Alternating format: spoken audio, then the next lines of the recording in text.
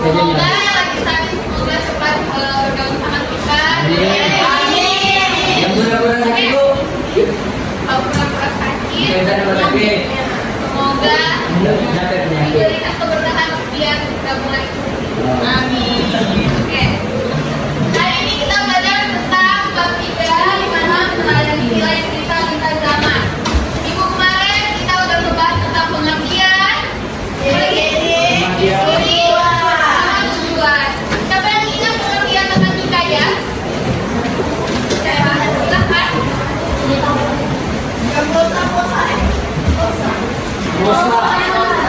Pengertian hikayat terserah. Pokoknya pengertian hikayat secara singkat deh.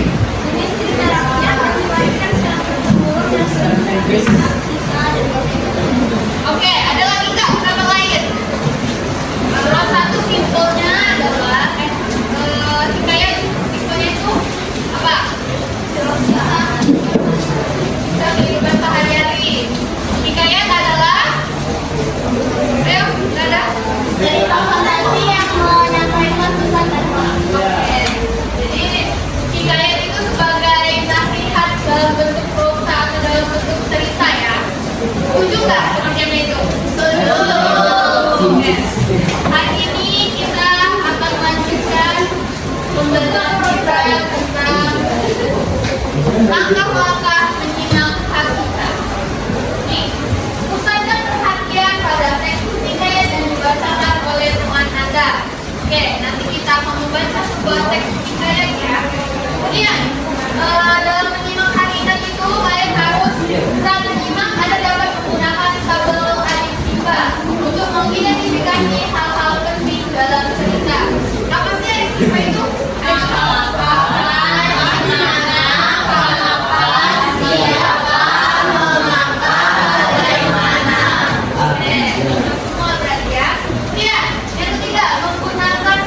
Pada tabel adik Simba untuk membuat ringkasan cerita yang terdiri atas minimal 200 kata. Nah, jadi ini langkah-langkah menyimak hakikat. Kemudian kalian menganalisis mana bagian-bagiannya dengan menggunakan adik Simba. Baru kalian dari adik Simba itu kalian membuat ringkasan ceritanya yang terdiri atas minimal 200 kata. Kebayang? Kebayang. Oke. Kita bahas tentang adik Simba nih. Tadi udah dijelasin sama kalian kalau adik Simba adalah apa, di mana, kapan, siapa, mengapa, dan bagaimana. Nah, dari sini yang di belakang kelihatan nggak? Tidak. Adik Simba. Unsur adik Simba.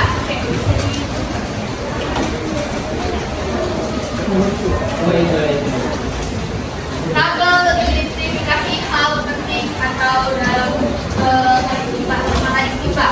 Nah, di sini tadi kan di poin kedua tuh menjelaskan tentang tabel adik Simba. Nah, unsur adik Simbanya yang pertama kita bahas tentang kata dulu. Kata tanyanya apa ya? Keterangan atau fokus informasinya kita mengetahui apa sih peristiwa atau kejadian utama yang diceritakan. Oke? Jawabannya dari teks hikayat atau isi teksnya. Kemudian nanti yang kedua itu tentang di mananya. Jadi kalian tanya di mana lokasi atau tempat terjadinya peristiwa dalam cerita. Nah, yang ketiga yaitu kapan. Kapan itu apa sih yang ditanyanya? Kapan, waktu atau periode peristiwa itu terjadi. Yang berapa nomor? Yang keempat itu tentang siapa. Di mana tokoh atau pihak yang terlibat dalam peristiwa. Tokoh itu tentang tokohnya, pelakunya, atau pihak yang terlibat dalam peristiwa dalam teks tersebut. Kemudian, mengapa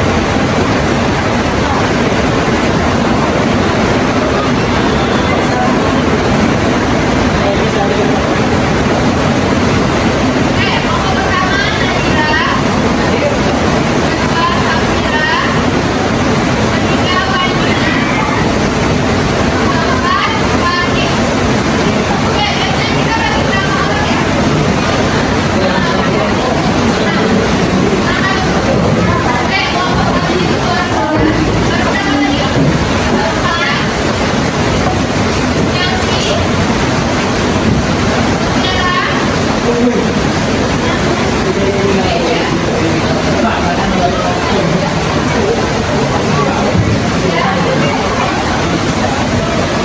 dua nih ya, Fatima, Anda, F. Fadila. Ini yang nama depan semua. Muha, Rahmadio, Rahmadi.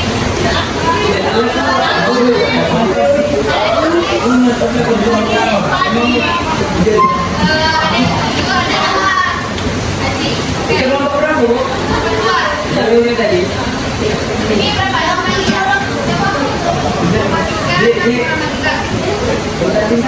Renali,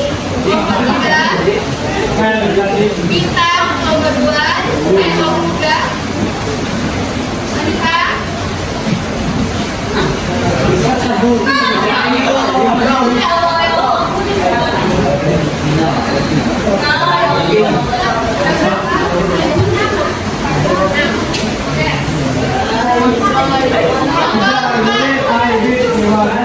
Catherine, Divara,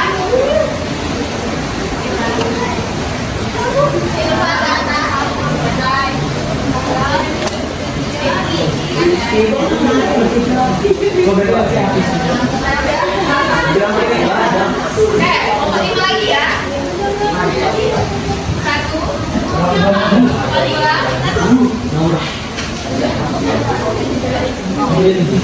1, 2, 5.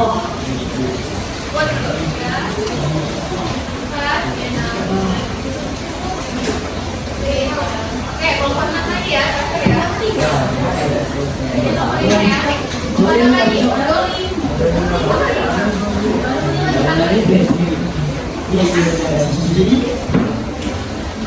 Oke, kelompok terakhir ya.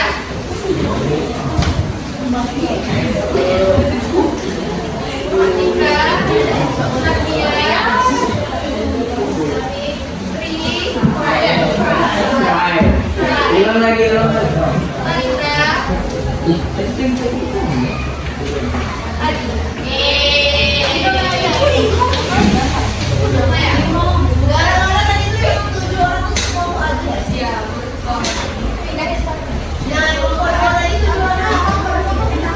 ya, siapa yang mau pindah?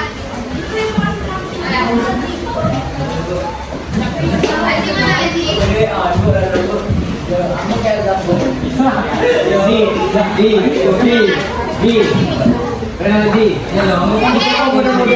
Udah deal sama kelompoknya? Jangan masuk lagi. Deal. Oke, kalau sudah silakan buka LKS-nya. Kita baca sama-sama dulu baru dianalisis biar kita tahu sama-sama tahu ceritanya atau langsung membentuk kelompok. Oke.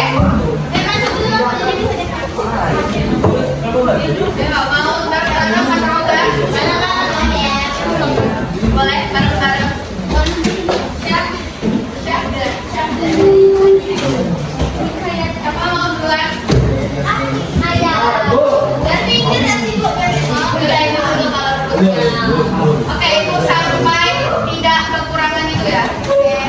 Siapa yang mau lanjutkan nanti? Aku. Bu. Siapa yang suaranya besar? Wes.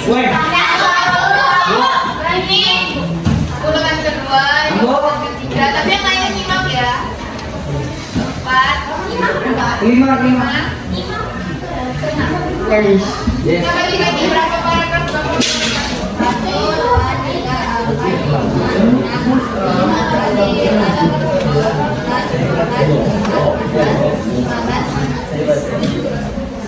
Bisa?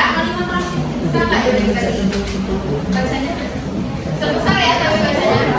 Oke, kita mulai. Hikayat Ibnu Hasan. Syahdan, zaman dahulu kala ada seorang kaya hartawan bernama Syekh Hasan. Banyak harta, banyak uang, terkenal ke setiap negeri, merupakan orang terkaya. Bertempat tinggal di negeri Baghdad yang terkenal di mana-mana sebagai kota yang paling ramai saat itu. Syekh Hasan sangat bijaksana, menghasiati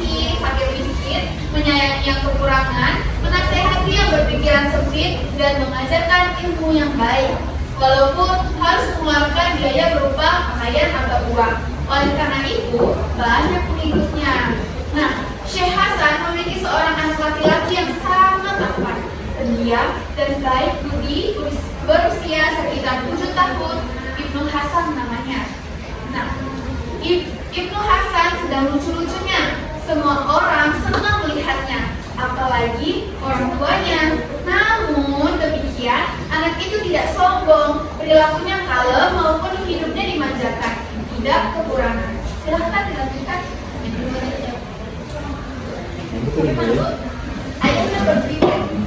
Ayahnya berpikir, alangkah sabarnya aku menyayangi di luar batas tanpa pertimbangan. Bagaimana kalau akhirnya dimurkai Allah yang agung? Aku pasti durhaka, tak dapat mendidik anak, mengkaji ilmu yang bermanfaat. Dipanggilnya putranya, anak itu segera mendatanginya. Diusap-usapnya putranya sambil dinasihatinya bahwa ia harus mengaji, katanya. Sekarang saatnya anakku, sebenarnya aku khawatir. Tapi pergilah ke Mesir, carilah jalan menuju keutamaan.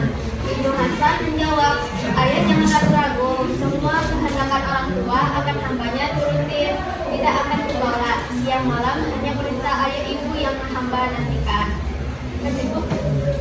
Apalagi yang mengantuk. Kemudian Ibnu Hasan berangkat ke pesantren, berpisah dengan kedua orang tuanya. Hatinya sangat sedih. Ibunya tidak tahan menangis terisak-isak harus berpisah dengan putranya yang masih sangat kecil, belum cukup usia. Kelak, apabila ananda sudah sampai ke tempat merantau, pandai-pandailah menjaga diri karena jauh dari orang tua. Harus tahu ilmunya hidup, jangan keras kepala, angkuh, dan menyembuhkan diri, merasa lebih baik dari yang lain. Merasa diri orang kaya lalu menghina sesama. Kalau begitu perbuatanmu, hidupmu tidak akan senang karena dihukumi semua orang. Tidak ada yang mau menolong. Kalau celaka tidak akan diperhatikan. Berada di rantau, kalau orang judes akan mendapatkan kesusahan. Hati-hati, bila menjaga diri. Jangan menganggap enteng segala hal. Ibnu Hasan menjawab dengan takjub. Apa yang bisa dikatakan? Perasaan sedih, prihatin, kehujanan, kepanasan selama perjalanan yang memakan waktu berhari-hari namun akhirnya sampai juga di pusat kota negara Mesir. Dengan selamat berkat doa ayah dan ibunda. Selanjutnya, segeralah menemui seorang alim ulama, terus berguru kepadanya. Pada suatu hari, saat ba'da zuhur, Ibnu Hasan sedang di jalan, bertemu seseorang bernama Soleh yang baru pulang dari sekolah. Ibnu Hasan menyapa, Anda pulang dari mana? Soleh menjawab dengan sopan, saya pulang sekolah. Ibnu Hasan bertanya lagi, sekolah itu apa? Coba jelaskan padaku. Yang ditanya menjawab, apakah Anda mau tahu? Sekolah itu tempat ilmu, tempatnya tempat belajar, berhitung, menulis, mengeja, belajar tata krama, sopan santun terhadap yang lebih tua dan yang lebih muda, dan terhadap sesama. Harus sesuai dengan aturan.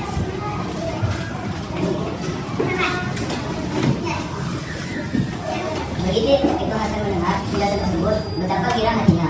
Dia segera pulang menghadapi Kiai dan meminta izinnya untuk belajar di sekolah guna mencari ilmu. Sekarang katakan padaku, apa yang sebenarnya kamu harapkan? Kiai berkata demikian.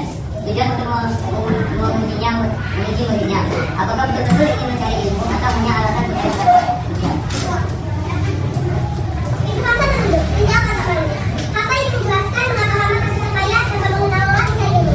Memang sang Allah begitu karena ayahku, saya raya, tidak kekurangan uang, temannya pun banyak. Hamba tidak usah bekerja karena tidak akan kekurangan. Namun pendapat hamba tidak demikian. Akan sangat memalukan seandainya ayah sudah tiada, sudah meninggal dunia, namun semua hartanya jatuh ke tangan hamba. Tapi ternyata tidak terurus karena hamba tidak teliti. Akhirnya harta itu habis, bukannya bertambah. Disitulah kelihatannya kalau hamba ini bodoh, bukan bertambah masyhur. Asalnya anak orang kaya harus menjadi guru. Begitulah pendapat hamba karena orang sudah ada, hamba hanya bisa melanjutkan. Pangkat anak pun begitu pula. Walaupun tidak melebihi orang tua, paling tidak harus sama dengan orang tua dan tidak akan memalukan. Apalagi kalau lebih miskin, ibaratnya anak orang panti. Maka yakinlah kiai Itu akan baik mereka. Oke, selesai. Kira-kira dari kisah itu tadi ada nggak sih tokoh-tokohnya? Ada. Berarti bisa ya kita pelitinya. Kemudian alur cerita hikayat tersebut jalan mundur, jalan maju atau gimana? Oke. Kemudian pesan moralnya tadi tuh ada nggak sih? Ada. Waktu kapan terjadinya itu ada nggak? Ada zaman dahulu. Kalian tahu kata syahdan itu apa? Kata syahdan itu adalah selanjutnya atau lalu. Memang kata ini sering digunakan dalam cerita hikayat di awal cerita tersebut. Jadi ini memang lumrah terjadi, walaupun artinya itu selanjutnya atau lalu. Oke, silahkan membentuk kelompok 1, 2, 3, 4, 5 sesuai tempat kemarin.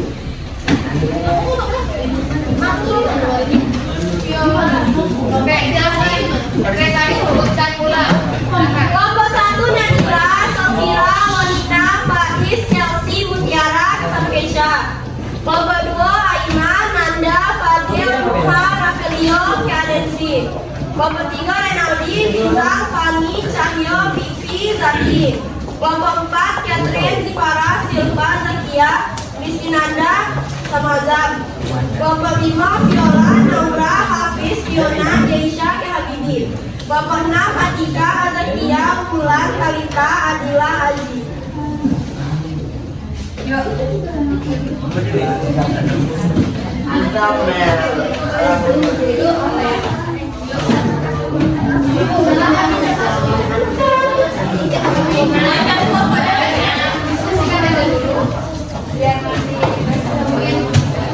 Kali ini aja kita presentasinya, tapi kali ini kita di mana?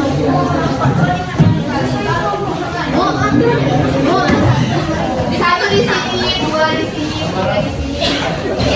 Oh, satu kali satu. Boleh disatuin dulu, Mbak.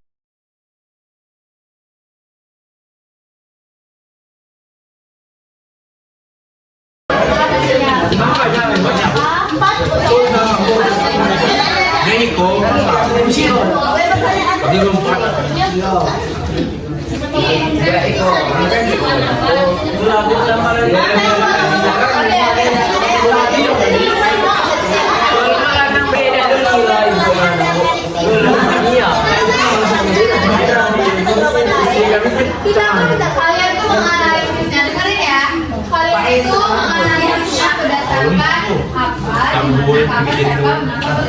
Jadi itu, ya. Jadi kalian tuh menganalisis dulu apa sih peristiwa yang di dalam garis tersebut. Kemudian kejadian utama yang diceritakan tuh apa sih dalam. Jadi buat aku kata tanya adalah boleh langsung caranya untuk apa itu kalian jelasin sesuai dengan cerita tersebut. Dan tanya jawabannya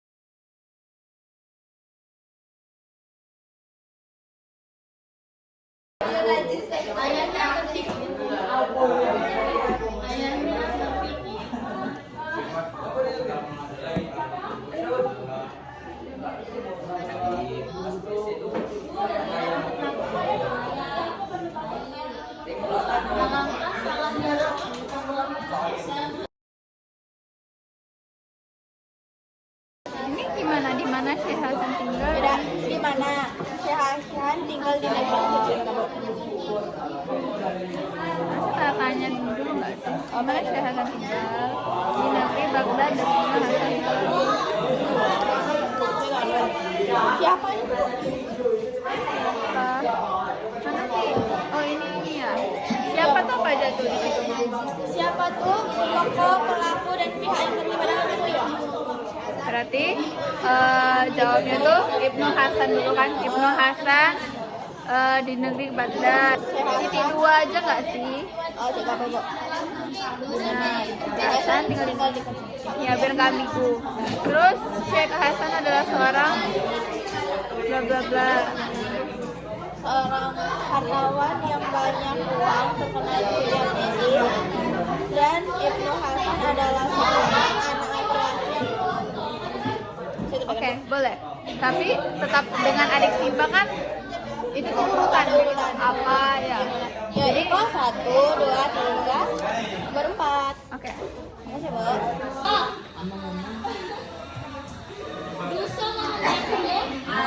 Apalagi kamu udah di belakang. Ini kemarin gak ada namanya. Ini punya siapa ya? Bagian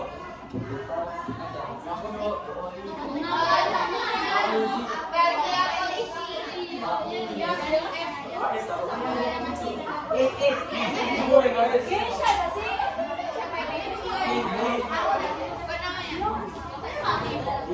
Kalau yang ini si anak itu rakyat.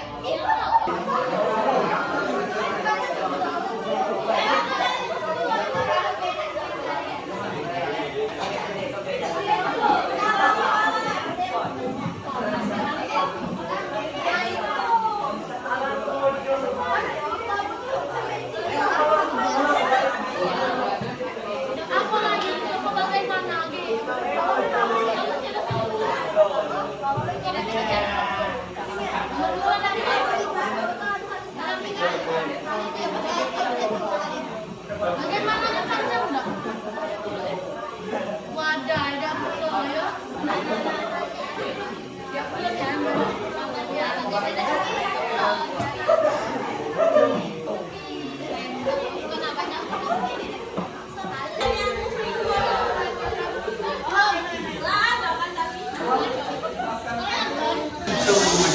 Oke, udah. Baik, itu saja pembelajaran hari ini. Minggu depan kita akan presentasi hasil pekerjaan kalian. Mohon yang belum ikut berpartisipasi silahkan mencari tahu apa yang perlu dibantu.